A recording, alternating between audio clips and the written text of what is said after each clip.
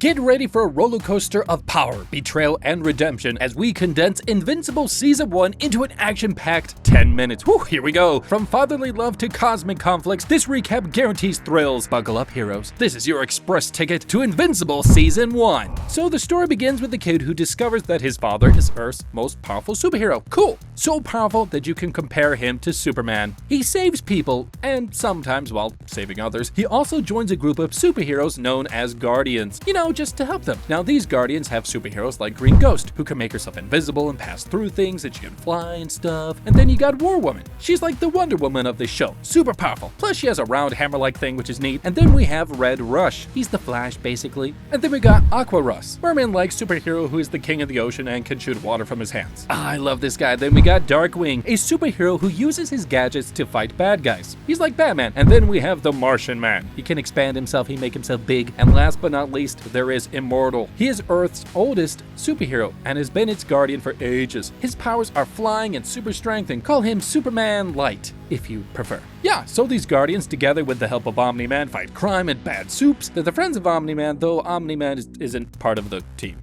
Yeah. He works independently, but he helps them whenever needed. Now, coming back to the kid, or say Omni-Man's son, his name is Mark Grayson. Mark is a teenager whose father is Omni-Man, aka Nolan Grayson. Mark is a jolly kid and he's a happy sort of guy, much like his mother, Debbie. She's a regular human being who's just married the superhero, and Nolan seems to love his wife and his kid, and he takes time off from superhero stuff and gives a good amount of time to his family. That is so nice. And he takes his wife on vacation to foreign lands, and he provides for his family, and he tells his son about the superhero stuff that might come to him in the near future. And one night, this stuff Mark has been waiting for all along finally comes. It came to Mark when he was trying to jump from his window in the hopes that he would actually fly. Good thing for him, he actually did fly. That marked the superhero journey of Mark. So cool, right? So Omni-Man starts training his son, and he teaches him to fly and learn all the nickels and dimes about being a superhero. He seems like a great father, doesn't he? Yes, he does. So one fine day, Omni-Man's good old friends, the Guardians, get a signal to gather for a problem and solve it. And they're excited to finally have some action. And they're all called at the Guardians headquarters, and guess who's there? Their friend, the mighty Omni-Man. And guess how he welcomes his friends? He starts attacking them and he butchers them. Sure, he got injured in a fight against Earth's most powerful superheroes, but he killed all of them. And killed is not the right word. He destroyed them, massacred them. Red Rush, War Woman, Aqua Rush, Green Ghost, Immortal, every single one of them. He kills them all. Due to the aftermath of the fight with the Guardians, Nolan wakes up in a highly facilitated hospital in the Global Defense Agency. This Global Defense Agency, you can call it the most powerful human organization here on Earth. The leader of this agency is this guy, Cecil. He's an old-looking dude with a disfigured face. He's very powerful, not in a physical sense, but all these superheroes follow his order. Omni-Man is the only exception. He's a nice guy, though. You know who else is nice? His wingman, Donald. These two guys are looking after Nolan after he's heavily injured from the fight against Omni-Man. Now, no one has a clue that Omni-Man killed the Guardians. Omni-Man's wife, kid, the Cecil guy, they don't have the slightest clue. After days of treatment, Nolan is up, and when he's questioned about who killed the Guardians, he says, I have no idea. And he was attacked in the dark, and somehow he survived. Did everyone believe his BS? Well, we're gonna talk about that in a little bit. But don't you wonder who replaced the Guardians? I mean, somebody has to look after the people of Earth. They need new superheroes. They need new Guardians. And they got them indeed. The new team has Adam Eve, who can change the molecular structure of anything. And that means she can turn anything into anything she wants. So then we have her boyfriend, Rexplode. He's kind of a jerk, but his superpowers include throwing exploding stuff. And then we have Robot. He's like a genius robot. Original, I know. So these new superheroes start saving people. Now, though, once the Earth was attacked by Flaxons are these guys from another planet, and they tried to conquer Earth. The first time, they failed, because Mark and the Guardians somehow stopped them. Of course, being stubborn, they attacked again, and they were more prepared this time around. As they were about to win and finish Mark, his father came to the rescue, and he killed them all. He even entered the planet and killed almost everybody on that planet. Can you imagine that? Going to a planet and killing almost everybody. Earth isn't yours to conquer. You know what that means, right? This Omni-Man guy wants the Earth all to himself. And remember how we wondered if anybody believed his BS, that he was attacked out of nowhere? Well, not everyone. Damien Darkblood didn't. He's like this devil character who does this Sherlock Holmes type stuff. He warned Cecil about that too. He pretended that Damien had lost his mind. He scolded Damien and warned him to stay out of it, but he knew the truth actually. He just didn't want the world to discover it because he wanted the reason why Omni-Man killed everyone. Did he find out about it, and did Damien stop interfering? Well, wait a little bit to know. But first, let's talk about Mark and the Guardian. So Mark gets a girlfriend, and his girlfriend knows about who he is, and his best friend William also knows about his identity, and Mark fights some supervillains in between, and the Guardians, they get some new team members like Black Samson. He seems like a really strict guy who has super strength and ability, but he is dependent on his suit. Take away his suit, he's lame. Next we got Shrinking Ray, Duplicate. She can make duplicate clones of herself. And then we have Monster Girl. Monster Girl is a baby because every time she transforms into her monster form, she becomes younger. Very interesting. Now I'm going to tell you a tale about when these guys get in a fight with Battle Beast. Hello, boy. And Battle Beast says, yeah, he is indeed a beast. Imagine this: Invincible, Black Samson, Shrinking Ray, Duplicate, Monster Girl in one team, and Battle Beast alone in another. Guess what happened? He almost killed every single one of them without even breaking a sweat. It was astounding. He's like next level powerful. Unfortunately, we never saw him again, so that's kind of a bummer. And guess where Omni was when his son was almost dead? He was up in the sky, watching everything. Tell me this, why do you think he never interrupted the fight and saved his son from one hell of a beating? I mean, Mark was almost dead right there. Now remember, Adam Eve was also part of this Guardian team, and she wasn't there, luckily for her. But why wasn't she there? Well, one day she saw her boyfriend Rexplode cheating on her with Duplicate and all of her duplicates. Oh boy, yikes. Rex was having a pretty good time over there, looks like, so that relationship was done, and she made good friends with Invincible though, and Rex broke her heart nevertheless, so what a loser. But talking of heart, remember Robot? He didn't have heart. He had feelings though, feelings for Monster Girl, so he tried to do something about it. There are these blue guys, Maulers. They are powerful genius twins, and one of them was a clone of the other, though neither knows which one was the original. So they do bad stuff like breaking into buildings and stealing stuff, and they were sent to jail. But don't forget, they were geniuses nonetheless. And one of the displays of their immense intelligence was their somatic encoder, which they used to make clones of themselves. So Robot took the help of these Maulers, and he wanted a body for himself. Why? Because he wanted to have a life with Monster Girl. So he took their help and they made him a body. And guess whose body they gave him? The body of Rexplode when he was a kid.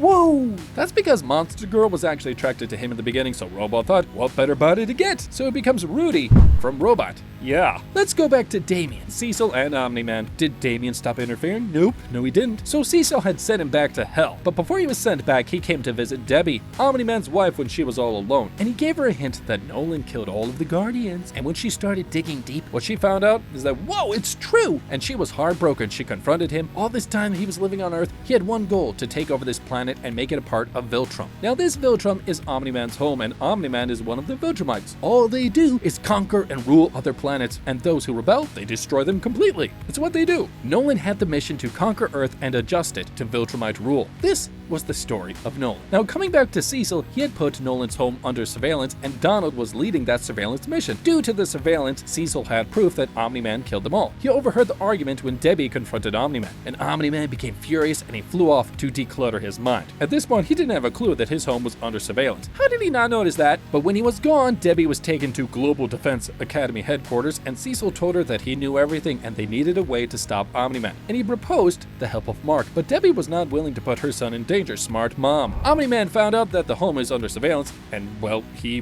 got pissed off. And he started a killing spree which began with the death of the soldiers of the Global Defense Agency. And Donald too died in that incident. It's been an honor, sir. So after all that, Omni-Man came after Cecil, and Cecil teleported himself to Omni-Man's location to have a chat with him about why he killed the Guardians, and that didn't end well, and Cecil barely escaped. Omni-Man was not in the mood to talk, as you could see, and Cecil tried to reach out to Mark and tell him everything that was going on, but it was too late though. Left with no choice, Cecil had to stop him somehow. So what did he do? He let loose some robots to stop him, but that didn't work, and then he sent a monster. And this monster would have killed Omni-Man, but Mark stopped it. He saw his father fighting this giant, so he had to help, without even knowing what happened. And now we got a father and son duo fighting together now. But suddenly, Immortal appears out of nowhere. Yes, the same Immortal who was dead. And he starts attacking Omni-Man, and that ends up badly. And Omni-Man splits him in half.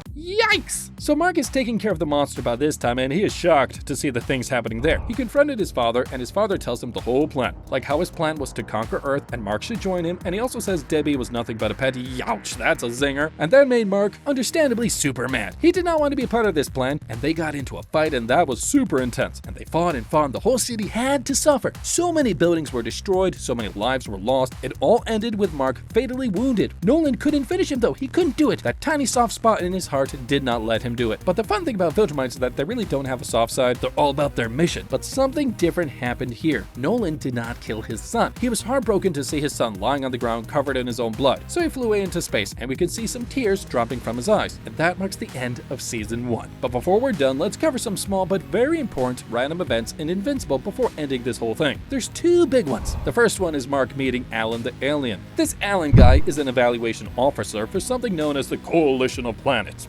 and he was approaching Urath to evaluate it, but he soon found that he had headed towards Earth, not Urath. That was a oopsie, but he made a good bond with Mark because of that mistake. He visited Earth again after Mark's fight with his dad to warn him about a Viltrumite on Earth and how they pose a threat, and Mark told him that his dad was that Viltrumite and he had nothing to worry about now.